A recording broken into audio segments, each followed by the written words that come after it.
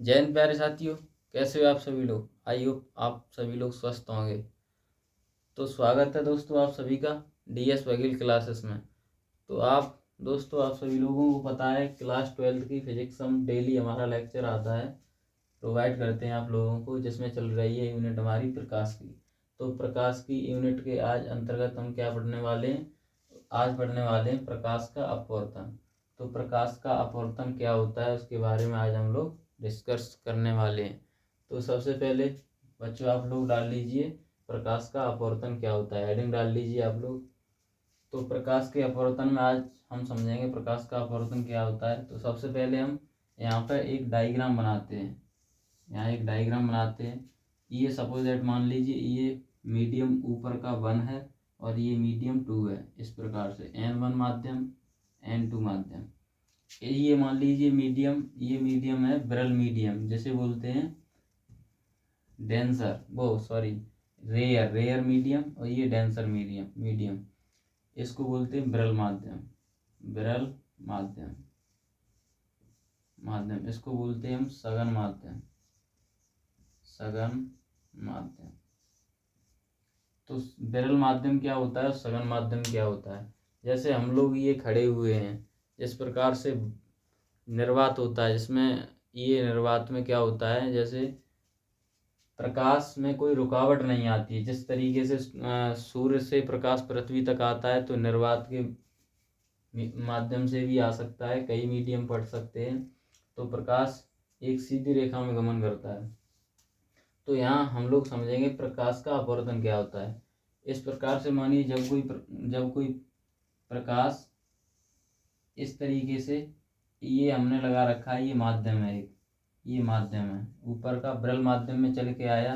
तो यहाँ प्रकाश क्या हुआ, एक माध्यम से चलकर दूसरे माध्यम, यहाँ मान लीजिए यहाँ निर्वात को मान लीजिए ये वायु है, यहाँ मान लीजिए ये कोई कांच है, ये ऐसे कांच है, सपोज दैट मान लीजिए कांच है। तो क्या हुआ, प्रकाश एक माध्यम से जब दूसरे माध्यम में प्रवेश करेगा, ये कुछ वेलोसिटी v से आया, तो यहाँ इसकी वेलोसिटी चेंज हो जाएगी, v2 हो जाएगी। तो v2 हो जाएगी और ये क्या करेगा, ये ऐसे जाना चाहिए था सीधे प्रकाश। अब ये सीधे ना जाके ये किधर साइड जाएगा, इस तरीके से डेविएट हो जाएगा। जिस प्रकार से हम ऐसे डिनोट कर सकते हैं, ये हमने एक नॉर्मल खींच रखा है। क्या हुआ, प्रकाश जब एक माध्यम विरल माध्यम से आया, जब सघन माध्यम में एंट्री किया ये फिर प्रकाश ने, तो क्या किया, इसने जाना चाहिए इस तरीके से, तो ये डेविएट होके क्या हुआ, इस नॉर्मल की तरफ झुक गया, जिसे बोलते हैं हम अविलंब। ये अविलंब की तरफ झुक जाएगा। तो हम इसकी डेफिनेशन कैसे लिख सकते हैं, जब कोई प्रकाश, नोट करिए ये हेडिंग डाल के, और पहले डेफिनेशन नोट कर लीजिए, फिर उसके बाद आप लोग डायग्राम बना लेना। तो किस प्रकार से लिखेंगे, जब कोई प्रकाश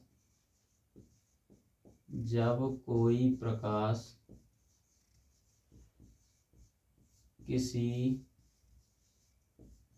पारदर्शी माध्यम से चलकर किसी दूसरे माध्यम कोष्टक में लिख लीजिए सघन, किसी माध्यम सघन में प्रवेश करता है, तो वह ये अविलंब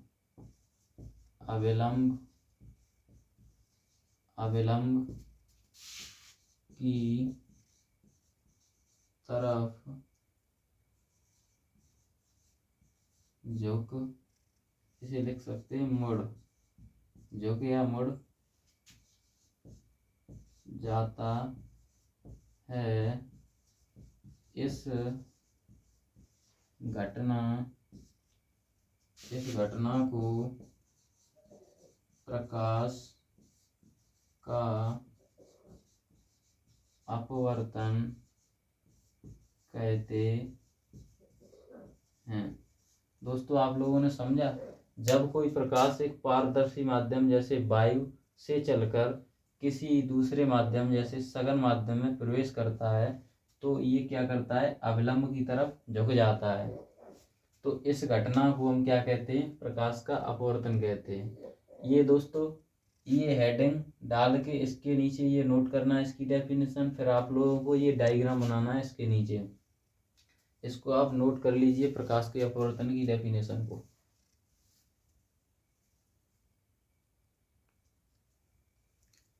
दोस्तों आप लोगों ने प्रकाश के अपवर्तन की डेफिनेशन नोट कर ली होगी।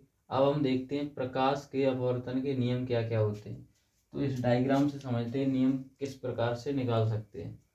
तो दोस्तों इसमें हम क्या देखेंगे, जो प्रकाश की किरण आ रही है ब्रह्म माध्यम में इसको बोलते हैं आपतित किरण, आपतित किरण।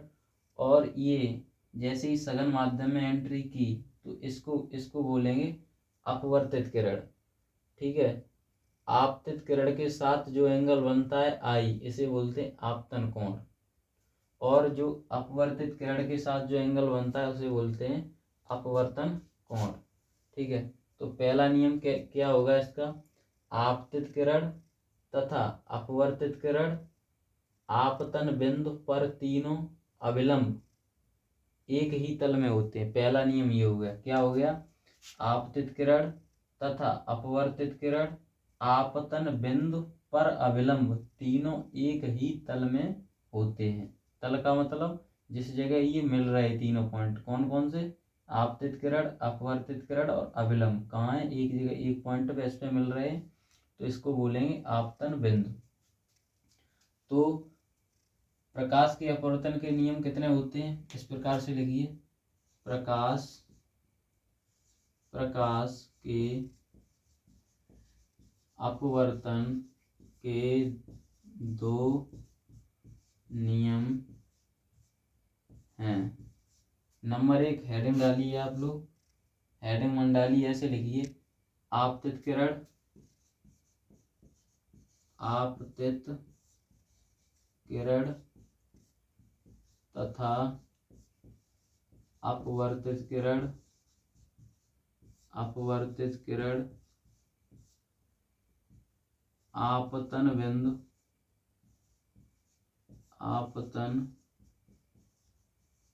आपतन बिंदु किसे बोलते हैं, इसे आपतन बिंदु पर अविलंब, ये वाला अविलंब, पर अविलंब, अविलंब तीनों एक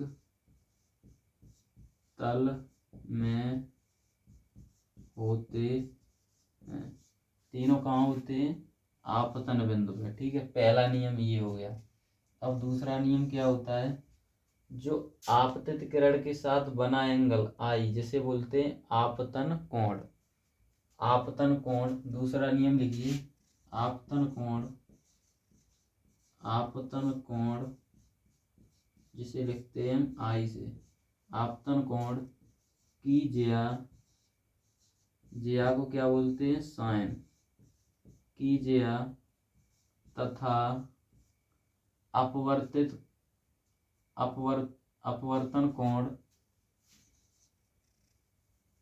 की ज्या तथा अपवर्तन कोण, अपवर्तन कोण, अपवर्तन कोण क्या है, अपवर्तन कोण है आर की ज्या जिसे बोलते हैं साइन का अनुपात नियत होता है। किस प्रकार से, इस प्रकार से, इधर आपको दिख रहा है, इस प्रकार से, साइन आई बट्टे में साइन आर बराबर एन, एन का मतलब नियतांक। ठीक है, एन का मतलब क्या है, नियतांक। ये नीचे अगर दिख रहा है आप लोगों को, ये वाला,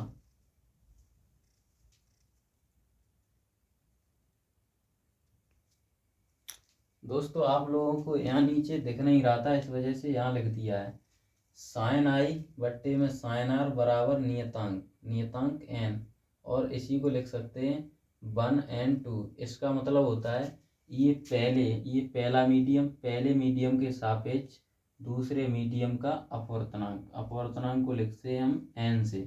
तो ये इस प्रकार से, इसे ही दोस्तों क्या बोल देते हैं, इसे ही बोल देते हैं हम स्नेल का नियम। इसे ही क्या बोलते हैं, स्नेल का नियम। एन बराबर साइन आई बट्टे में साइन आर, ऐसे ही क्या बोल देते हैं, स्नेल का नियम। और ये प्रकाश के अपवर्तन का क्या है, सेकंड नियम भी है, और इसे ही बोलते हैं हम स्नेल का नियम। ये एन बराबर है, ठीक है दोस्तों, ये एन बराबर ये है, आप नोट कर लीजिए।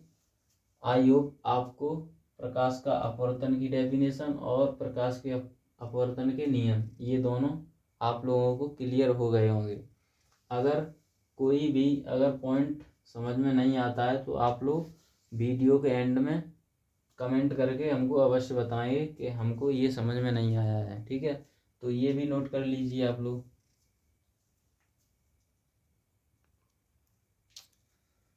दोस्तों आप लोगों ने प्रकाश के अपवर्तन के नियम देखे, वो आपको समझ में आए होंगे। अब हम देखते हैं क्रांतिक कोण क्या होता है, जैसे बोलते हैं क्रिटिकल एंगल। क्रिटिकल एंगल क्या होता है दोस्तों, हमने आप लोगों के सामने डेफिनेशन लिख रखी है, क्योंकि टाइम ज़्यादा लगता है लिखने में, इस वजह से नोट पहले कर लिए। तो अब हम इसको समझेंगे, पहले डेफिनेशन एक बार रीड करते हैं, फिर हम आप लोगों को समझाएंगे डायग्राम के थ्रू क्रिटिकल एंगल क्या होता है। तो पहले डेफिनेशन पढ़ लेते हैं। जब कोई प्रकाश की किरण सघन माध्यम से, याद रखना दोस्तों, किससे, सघन माध्यम से चलकर विरल माध्यम में, यानी सघन माध्यम से डेंसर से किस में आ रही है, रेयर मीडियम में जाती है, तो अपवर्तित कोण याद रखना, अपवर्तित कोण अविलंब से दूर हट जाता है। तो क्या होता है, अपवर्तन कोण आर आपतन कोण आई से बड़ा होता है। कौन बड़ा होता है, अपवर्तन कोण, किससे, आपतन कोण से। तो क्या होता है, आपतन कोण धीरे धीरे बढ़ाते हैं। आपतन कोण क्या होता है, आई का मान जैसे धीरे धीरे बढ़ाते हैं तो अपवर्तन कोण का मान भी बढ़ जाता है, यानी आर का मान बढ़ जाता है। तो आपतन कोण के लिए अपवर्तन कोण 90 अंश होना चाहिए। क्या होना चाहिए, 90 अंश। कौन सा कोण, अपवर्तन कोण।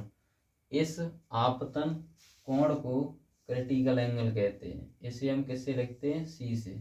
तो दोस्तों आप लोग पहले ये क्रिटिकल एंगल की डेफिनेशन आप अपने नोट्स में नोट कर लीजिए, और जिसको स्क्रीनशॉट लेना है वो स्क्रीनशॉट ले सकते हैं, और फिर हम आप लोगों को डायग्राम के थ्रू बताएंगे ये क्रिटिकल एंगल किस तरीके से निकाल सकते हैं। पहले आप इसको डेफिनेशन को नोट कर लीजिए।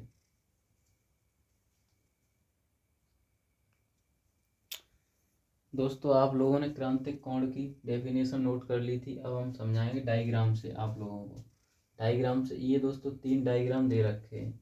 ये ए डायग्राम है, ये बी डायग्राम है, ये सी डायग्राम है। सबसे पहले आपको देख रहे होंगे कि आपतित किरण जैसे ही, अब याद रखना ये है सघन माध्यम, ये है विरल माध्यम। याद रखना प्रकाश की किरण किस माध्यम से आ रही है, सघन माध्यम से विरल माध्यम में आती है। तो ये क्या है, ये है हमारा अभिलंब, नॉर्मल बोलते हैं अभिलंब, ठीक है दोस्तों। ये हमारा अभिलंब है, अभिलंब। जैसे ही ये सघन माध्यम से विरल माध्यम में आएगी तो ये अभिलंब से दूर हट जाएगी, दूर, ठीक। ये कोण है हमारा आपतन कोण, ये है कोण परावर्तन कोण। इस कोण का मान हम इतना बढ़ा दें कि ये जिस मीडियम से आई है उसी मीडियम में वापस लौट जाए, तो इस घटना को हम क्या कहेंगे, क्रिटिकल एंगल कहेंगे। किसका मान बढ़ाएं, अपवर्तन कोण का मान बढ़ाएं। तो ये दोस्तों याद रखना, ये अवलंब से दूर हट गई, अब इसको क्या करना है, और डेविएट करना है। यानी ये सपोज दैट मान लीजिए 45 पे होगी कहीं, तो अब मैंने इसको कितना कर दिया, बढ़ा के यहाँ पे कर दिया, यहाँ पे यहाँ पे कर दिया, यानी ये हो गई 90 डिग्री। 90 डिग्री ये अपवर्तन कोण का मान है, ठीक है। और ये यहाँ क्या था, आपतन कोण था। आपतन कोण का अपवर्तन कोण का मान इतना बढ़ाया जाए कि वो जिस मीडियम से आई है उसी मीडियम में वापस लौट जाए। और ये आपतन कोण का मान क्या होगा, ये भी बढ़ जाएगा, ये बढ़ जाएगा अपवर्तन कोण का मान। जो ये वैल्यू है, इसी वैल्यू को हम यहाँ पे क्या कहेंगे, क्रिटिकल एंगल, जिसे बोलते हैं क्रांतिक कोण। अब यहाँ देखिए, जो अब ये अपवर्तित किरण यहाँ पे आ गई 90 डिग्री हो गया। अब देखते हैं हम ये क्रिटिकल एंगल ये आई था, ऐसे आपतन कोण को ही हम क्या बोल रहे हैं, क्रिटिकल एंगल। किस वजह से, क्योंकि अपवर्तन कोण मैंने इतना बढ़ा दिया कि जो एंगल है जिस मीडियम से आया है उसी मीडियम में जो किरण आई है उसी मीडियम में वापस लौट जाए, एंगल बढ़ाने से, अपवर्तन कोण का एंगल बढ़ाने से। तो यहाँ देख सकते हो आप, यहाँ पे आपतित किरण आई थी सघन माध्यम, ये है सघन माध्यम, सघन है, और ये है विरल माध्यम। तो आप देख सकते हो सघन माध्यम से आई और सघन माध्यम में लौट गई। किस वजह से, जो ये एंगल था ये वाला, ऐसे बोलते अपवर्तन कोण, अपवर्तन कोण। ये आर की वैल्यू हमेशा, अपवर्तन कोण की वैल्यू हमेशा क्रिटिकल एंगल से बड़ी होगी, ये भी याद रखना। और कितनी होगी, यहाँ पे देखना 90 होगी, और यहाँ पे होगी क्रिटिकल एंगल हमेशा बड़ा होगा, ठीक है। अपवर्तन कोण हमेशा बड़ा होगा क्रिटिकल एंगल से।